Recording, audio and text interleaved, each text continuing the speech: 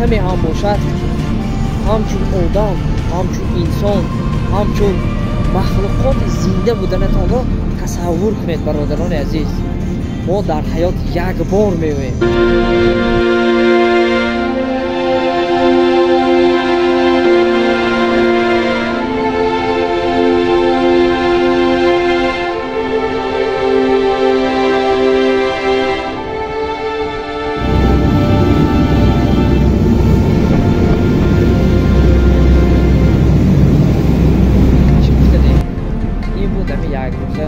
حیات فعالیتی ما و یک روزه سیر و سیاحتی ما در انمی زیبا منظری گراندهاندشتین یا بهترین روز من جلید نمیکنم. بهترین روز بود، بهترین وقت بود و من توانستم که خودم رو همچون انسان تصور کرده برای خود وقت جدا کنم و خودم رو تینیت کنم، وقتم رو پریمیم رو تینیت کنم و به این جاها بیارم، خودم رو هم فکر کنم، حیاتی شخصی خودم و کارهای شخصی خودم رو هم. شما هم همین طور کارها رو کنید. این طور نیست که فقط در یک جا بشینید رنگ یا درخت یک جا روید یک جا بیایید کارخانه شده نمونید. این رو کسلی هم من نمیگم که هر روز بگردید سیر و سیاحت کنید.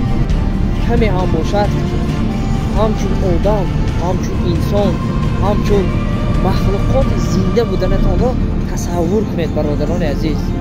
ما در حیات یک بار میویم. چی بگم ما سلامت باشین در پناه الله. خدا نگهدار. انا امروز سیر و سیاحتی ما هم رفتیم. اینا کشتی ما هم به سوی خانه خود ما رفته ایستاده است. مثلا خوب نیست که ما همین قدر کار میکنیم، همین قدر حرکت میکنیم، همین قدر جد و جهد میکنیم. میگوشنی یک روز ما رو برای خودمون، برای لیشنس خودمون، برای خورسندی خودمون صرف کرده نتوانیم. ما برای چی زندگی کرده ایستاده ایم؟ یک بار می رو به خود تا ثواب بدیم. در حیات باز یک بار دیگر یک بار میویم. چنانه زندگی کنیم که از این دنیا آمده که ما یک نام نشان نگماند و به حسرت از این دنیا نرویم.